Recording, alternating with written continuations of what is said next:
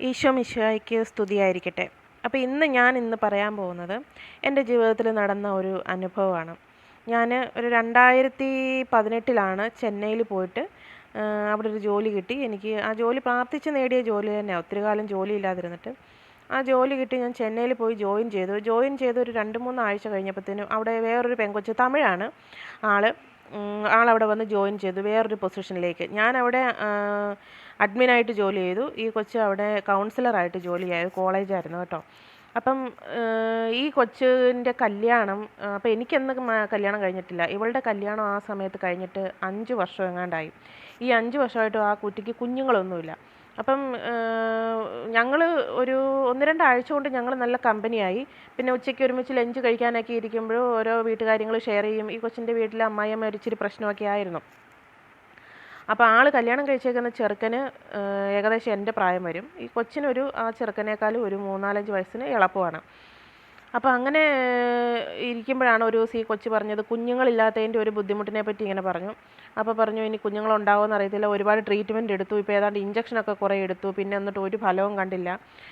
അമ്മായിയമ്മ ഈ കുട്ടിക്ക് കൊച്ചില്ലാത്തത് കൊണ്ട് ഒരു അവഗണന കാണിക്കുന്നു. ഈ ഭർത്താവിൻ്റെ ചേട്ടൻ്റെ മക്കളെ സ്നേഹിക്കുന്നു, ചേട്ടൻ്റെ ഭാര്യയെ സ്നേഹിക്കുന്നു, ഈ കുട്ടീനെ അവിടെ വീട്ടിൽ ഒറ്റപ്പെടുത്തുന്നു, അതിനെ കൊണ്ട് പണിയൊക്കെ ചെയ്യിക്കുന്നു എന്നൊക്കെ ഇങ്ങനെ പറഞ്ഞ് ഈ കൊച്ച് ഡെയിലി ഇങ്ങനെ കരയാൻ തുടങ്ങിയ സമയത്താണ് ഞാൻ ഈ നിയോഗ ജപമാല ചൊല്ലുന്ന സമയം, അതായത് എൻ്റെ കല്യാണം നടക്കാൻ വേണ്ടി നിയോഗ ജപമാലകൾ ചൊല്ലിക്കൊണ്ടിരുന്ന സമയമാണ്.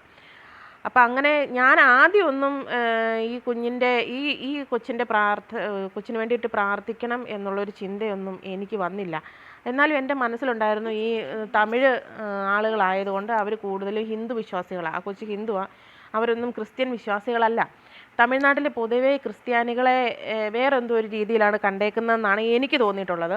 കാരണം ഇവർ നിർബന്ധിച്ച് ഹിന്ദുസിനെ മതം മാറ്റുന്നു എന്നൊക്കെ പറഞ്ഞിട്ടൊരു പേരവിടെ ഉണ്ട്. അപ്പം അങ്ങനെ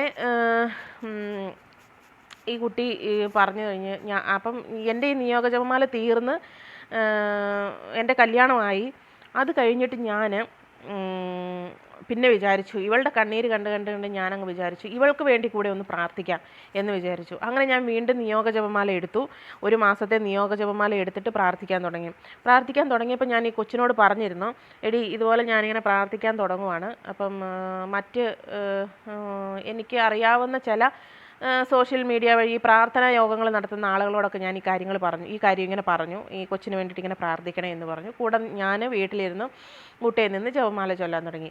അങ്ങനെ ഞാൻ ഇവളോട് പറഞ്ഞു, ഉറപ്പായിട്ടും നിനക്ക് കുഞ്ഞുണ്ടാവും എന്ന് പറഞ്ഞു. അപ്പോൾ അവളോട് ഞാൻ ഒരേ ഒരു കാര്യം പറഞ്ഞുള്ളൂ, ഈ കാര്യം നടന്നു കഴിഞ്ഞാൽ നീ ഏതെങ്കിലും ഒരു പള്ളിയിൽ നിനക്ക് ഇഷ്ടമുള്ളൊരു നേർച്ച നൽകുക, അത് തിരിയായിക്കോട്ടെ എന്തായിക്കോട്ടെ, പള്ളിയിൽ കൊടുക്കണമെന്ന് പറഞ്ഞു.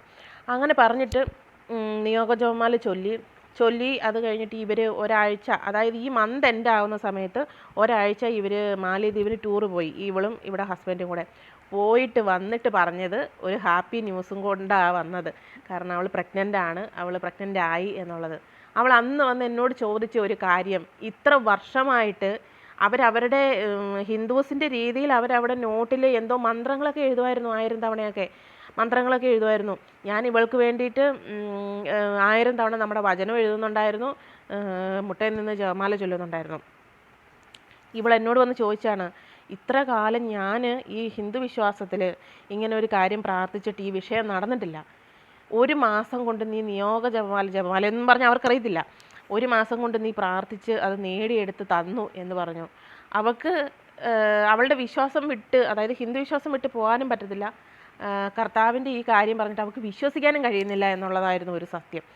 അപ്പം ഞാൻ മനസ്സിലാക്കിയ ഒരു കാര്യമാണ്, നിങ്ങളിൽ ആർക്ക് എന്ത് പ്രശ്നമുണ്ടെങ്കിലും നിയോഗ ജപമാല ചൊല്ലുക. നിയോഗ ജപമാല എന്ന് പറഞ്ഞാൽ നമ്മൾ ഡെയിലി ജപമാല ചൊല്ലുന്ന പോലെ മുട്ടയിൽ നിന്ന് വൈകുന്നേരം സന്ധ്യാപ്രാർത്ഥന പോലെ ഈ വിളക്ക് കത്തിച്ച് വെച്ചിട്ട് ഈ ജപമാല ചൊല്ലിയാൽ മതി. ജപമാല ചൊല്ലുന്ന തൊട്ട് നമുക്ക് ആവശ്യം പറയുക, മാതാവിൻ്റെ അടുത്ത് പറയുക, കൂട്ടത്തിൽ വചനം എഴുതാം. നമുക്ക് മനുഷ്യർക്ക് സാധ്യമായ ദൈവത്തിന് സാധ്യമാണ്.